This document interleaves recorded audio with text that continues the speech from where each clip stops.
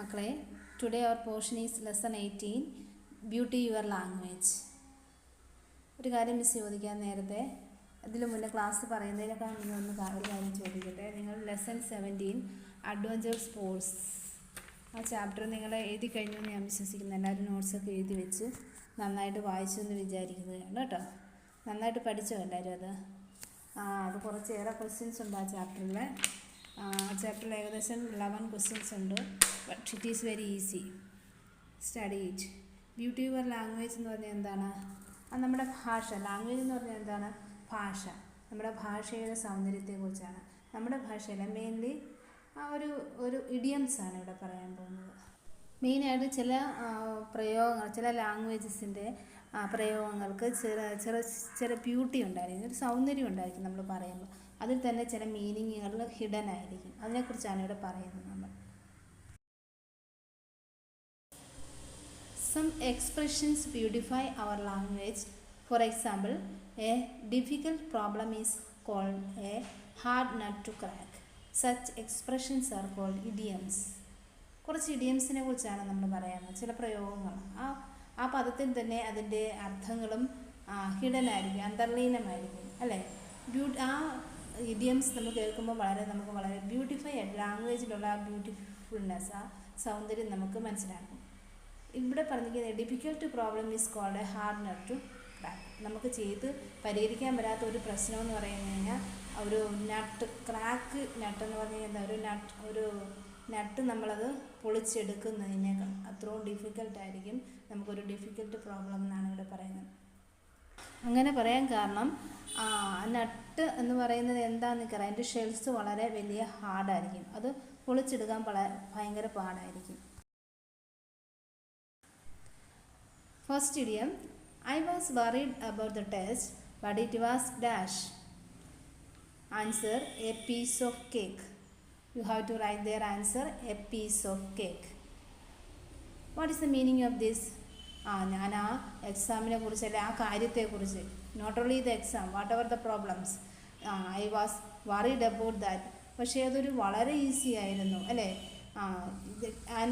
Easy task to do. എനിക്ക് വളരെയധികം easy ആയിട്ട് അത് ചെയ്യാനായിട്ട് സാധിച്ചു. ഒരു പീസ് ഓഫ് കേക്ക് കഴിക്കുന്നതാണെന്നുള്ള സിമ്പിളായിരുന്നു ആ പ്രോബ്ലം എന്നാണ് പറയുന്നത്. അത്ര സമയം പോലും എടുത്തില്ല അല്ലെ, അത്രയും പോലെ ഡിഫിക്കൽട്ടീസ് എനിക്ക് വന്നില്ല ആ പ്രശ്നം പരിഹരിക്കാൻ, അല്ലെങ്കിൽ ആ എക്സാം പരിഹരിക്കാൻ, അല്ലെങ്കിൽ ആ കാര്യം പരിഹരിക്കാൻ എന്നാണ് ഇവിടെ പറഞ്ഞിരിക്കുന്നത്. I was worried about the test but it was dash a piece of cake. And means what is the meaning? An easy task to do. You have to write that answer, a piece of cake, on the line. Then complete it. Okay children, next question. We are going to next question.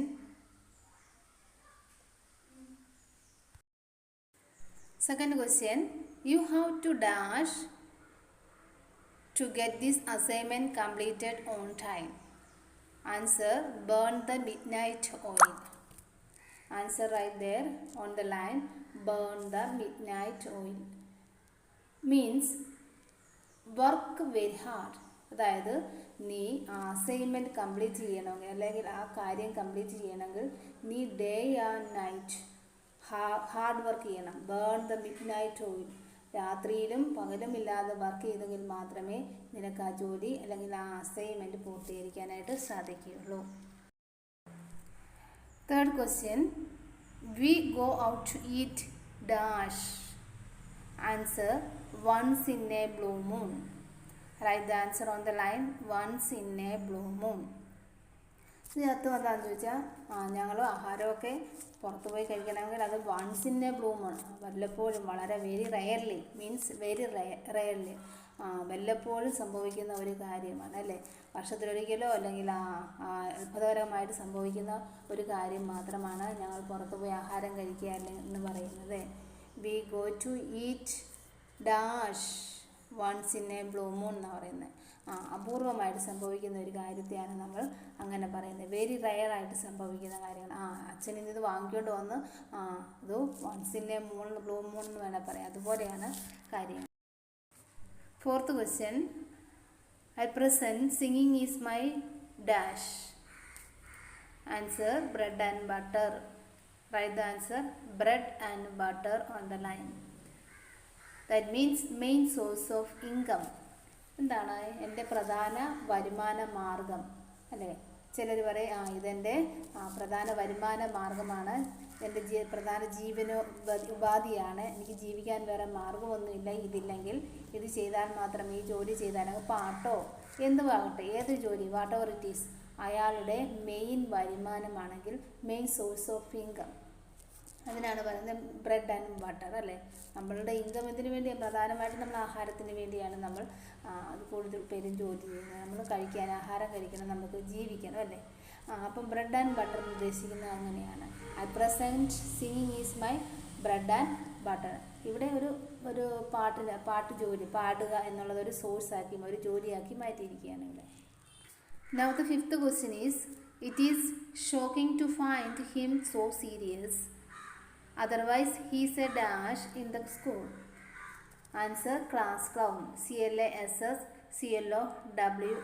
class clown അല്ലേ? നമുക്കറിയാം തമാശ പറയുന്ന ഒരു കുട്ടി എന്നാണ് ഇവിടെ funny student എന്നാണ് പറയുന്നത് അല്ലേ? നമ്മുടെ ക്ലാസ്സുകളിലൊക്കെ കാണും എപ്പോഴും ഇങ്ങനെ തമാശ പറയുന്നൊരു കുട്ടി. ഇതിവിടെ പറഞ്ഞിരിക്കുന്ന അവരെ നമ്മൾ വളരെ സീരിയസ് ആയിട്ട് കാണുന്നത് വളരെ ഷോക്കായിട്ട് എനിക്ക് തോന്നുന്നു. It is shocking to find him so serious. വളരെ വിഷമിച്ച് സങ്കടപ്പെട്ടിരിക്കുന്ന അല്ലെങ്കിൽ സീരിയസ് ആയിട്ടിരിക്കുന്ന കാണുന്നത് വളരെ ഷോക്കായിട്ട് തോന്നുന്നു. അല്ലെങ്കിൽ അവൻ എങ്ങനെ ഇരിക്കുന്നത്? എപ്പോഴും ഒരു ഫണ്ണി സ്റ്റുഡൻ്റ് ആണ്. He's a class clown. ഒരു ഫണ്ണി സ്റ്റുഡൻറ്റ്, ഒരു ഫണ്ണി മാനിനെ പറയുന്നത് ക്ലൗൺ എന്നാണ് പറയുന്നത് അല്ലേ? നിങ്ങൾ കണ്ടിട്ടുണ്ട് സർക്കസുകളിലൊക്കെയാണ് ക്ലൗൺ ഉള്ളത്. അതുപോലെ അല്ലാതെ ഓരോ ഫണ്ണി പറയുന്നവരെയാണ് ഇതിങ്ങനെ ഉദ്ദേശിക്കുന്നത്. ഇവിടെ ക്ലാസ്സിലായതുകൊണ്ട് ക്ലാസ് ക്ലൗൺ എന്നാണ് ഉദ്ദേശിക്കുന്നത്. Sixth question, do not dash come to the point. Do not beat about the bush. Answer beat about the bush. Write the answer on the line. Means to avoid talking about what is important. ചില സംസാരിച്ച് വരുമ്പോഴത്തേന് ചില കാര്യങ്ങൾ നമ്മൾ പറയുമ്പോൾ പ്രധാനപ്പെട്ട ഒരു കാര്യം പറഞ്ഞാൽ അവർ ആ കാര്യമായിട്ട് ബന്ധപ്പെട്ട ഒന്നും പറയില്ല മറുപടി, പക്ഷേ അവർ വേറെ കാര്യങ്ങൾ പറഞ്ഞുകൊണ്ട് avoid talking about what is important. ചോദിച്ച കാര്യമല്ലാതെ അതുമായിട്ട് ബന്ധമില്ലാത്ത വേറെ കുറേ കാര്യങ്ങൾ പറഞ്ഞുകൊണ്ടിരിക്കും. അപ്പോൾ അങ്ങനെ പറയുമ്പോഴാണ് do not beat about the bush. ആവശ്യമില്ലാത്ത കാര്യങ്ങൾ പറയേണ്ട ഇല്ല. Come to the point. നമ്മൾ സംസാരിക്കേണ്ട കാര്യം, പ്രധാനപ്പെട്ട കാര്യം എന്താണോ അതിലേക്ക് വരിക എന്ന് പറയുകയാണ്. അതായത് avoid talking about what is important. അവർ അവോയ്ഡ് ചെയ്യും, ഇമ്പോർട്ടൻ്റ് ആയിട്ടുള്ള കാര്യങ്ങൾ അവോയ്ഡ് ചെയ്തിട്ട് വേണ്ടാത്ത കാര്യങ്ങൾ പറയും. Next question, seventh one. You are late, bus has already left, now it is no use to dash. Answer cry over a spilt milk. Means worry about past events. Answer right, cry over a spilt milk. SPILT. അതായത് കമന്നു പോയ പാലിനെ കുറിച്ചിട്ട് കരഞ്ഞിട്ട് കാര്യമില്ല എന്ന് പറഞ്ഞാണ്. നിങ്ങൾ ഇപ്പം താമസിച്ചു പോയി, ബസ് ഓൾറെഡി പോയി കഴിഞ്ഞു, നിങ്ങളിനിയും കരഞ്ഞിട്ട് കാര്യമെന്നില്ല. എങ്ങനെയാണ് കമന്നു പോയ പാലിന് വേണ്ടി കുട്ടി കരയുന്ന കണക്ക് നിങ്ങൾ കരഞ്ഞിട്ട് കാര്യമൊന്നുമില്ല. ബസ് പോയി nothing to do. Don't worry about past events. കഴിഞ്ഞ കാര്യത്തെക്കുറിച്ച് അത് not only this about bus but also കഴിഞ്ഞ് നമ്മൾ പറയത്തില്ലേ കഴിഞ്ഞത് കഴിഞ്ഞു, ഇനി കഴിഞ്ഞതിനെ കുറിച്ച് ആലോചിച്ച് നമ്മൾ വിഷമിച്ചിട്ട് എന്താ കാര്യം, ഇനി നമ്മൾ ലുക്ക് ടു ദ ഫ്യൂച്ചർ, അടുത്ത ഭാവിയിലേക്കുള്ള കാര്യങ്ങളെക്കുറിച്ച് നമ്മൾ ചിന്തിക്കുക എന്ന് പറയും. അതിനെയാണ് ഈ ഇഡിയം കൊണ്ട് ഉദ്ദേശിക്കുന്നത് ഇവിടെ. Question 8. I am not dash, I go to sleep at 10 PM. Answer night owl. ഇവിടെ പറഞ്ഞിരിക്കുന്നത് മീൻസ് നൈറ്റ് ഔൾ എന്നാണ് നിങ്ങൾ ആൻസർ ചെയ്തേണ്ടത്. NIGHT night owl, OWL night owl means someone who is active late at night. രാത്രിയും പകലും ജോലി ചെയ്യാൻ വേണ്ടി ഞാൻ നൈറ്റ് ഔളല്ല. നൈറ്റ് ഔളിന് എന്താ കുഴപ്പം? അത് രാത്രിയിൽ അത് ഉണർന്ന് അവിടെ ഇവിടെയൊക്കെ പറന്ന് നടക്കാം, അതിൻ്റെ ഇര തേടി പോകും അല്ലേ? അതുപോലെ രാത്രിയിലും കൂടി ജോലി ചെയ്യാനായിട്ട് ഞാൻ നൈറ്റ് ഔളല്ല. പിന്നെ അത് എന്താണ്, ഞാൻ 10 മണിയൊക്കെ ആകുമ്പോഴത്തേക്ക് ഞാൻ ഉറങ്ങാൻ പോകുമെന്ന് പറയുന്നു. അതുപോലെ തന്നെയാണ് നമ്മൾ പല കാര്യങ്ങൾ എന്നെക്കൊണ്ട് പറ്റുകയല്ല ഈ കാര്യങ്ങളൊന്നും ചെയ്യാനായിട്ട്, 10 മണിയാകുമ്പോൾ ഞാനും കിടന്നു ഉറങ്ങും എന്ന് പറയുന്ന കണക്കാണ് I am not a Night owl. I go to sleep at 10 p.m. Answer, night owl. Ninth question. Could you dash my bag for a moment? Answer, keep an eye on. Means watch carefully.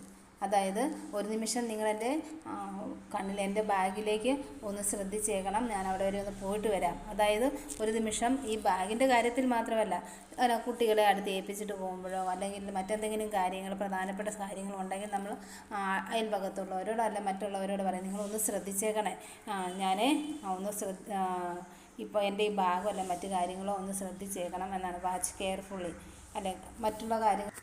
അതാണ് നമ്മൾ ഈ beautify your language എന്ന് പറയുന്നത്. അതിൻ്റെ meaning ഒത്തിരി അർത്ഥങ്ങൾ അതിനുള്ളിൽ ഹിഡനാണ്, അന്തർലീനമാണ്. പല കാര്യങ്ങൾ പല മീനിങ് നമുക്ക് കണ്ടെത്താം. 10th question. The police spent 3 months dash on the investigation. Answer, barking up the wrong tree. അതായത് ഒരു പട്ടി ചുമ്മാ ആവശ്യമില്ലാതെ ഒരു മരത്തിനടിയിൽ നിന്ന് കരയുന്ന പോലെ ഒരു കാര്യമില്ല എന്ന് പറഞ്ഞ കണക്ക് പോലീസ് അവരുടെ ഇൻവെസ്റ്റിഗേഷൻ ഏകദേശം ഒരു 3 മാസത്തോളം wrong idea, to have wrong idea, വേണ്ടാത്ത കാര്യങ്ങൾ പറഞ്ഞ് ആവശ്യമില്ലാത്ത തെളിവുകളും വെച്ച് അന്വേഷണം നടത്തുക. അതാണ് റോങ് ഐഡിയ വെച്ചുള്ള ഇൻവെസ്റ്റിഗേഷൻ നടത്തുക എന്ന് പറയുന്നത്. എന്ന് പറഞ്ഞാൽ കാണാം no use of to investigation, ആവശ്യമില്ലാത്ത കാര്യങ്ങൾ പറഞ്ഞും കാണിച്ചും അവർ ഇൻവെസ്റ്റിഗേഷൻ നടത്തുക എന്നാണ് ഉദ്ദേശിക്കുന്നത്. 3 months സ്പെൻഡ് ചെയ്യുക അല്ലേ. The police spent 3 months barking up the wrong tree on the investigation. അതായത് തെറ്റായ investigation നടത്തുന്നതാണത്.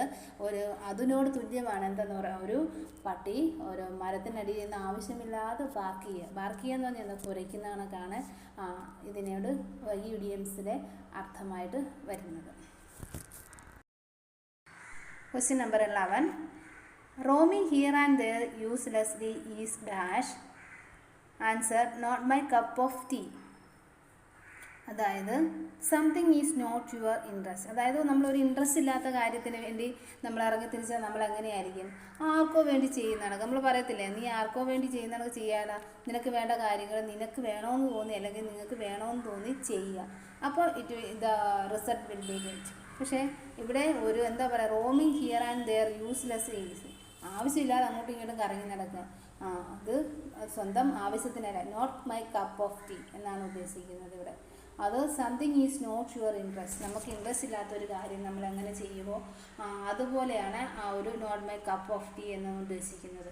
Roaming here and there useless is not my cup of tea. That means something is not your interest. മക്കളെ, this is our last question. Armed force are highly prepared to dash any threads. Nip in the bud. Nip in the bud എന്ന് പറഞ്ഞാൽ മുളയിലെ നുള്ളിക്കളയാണ് അല്ലേ.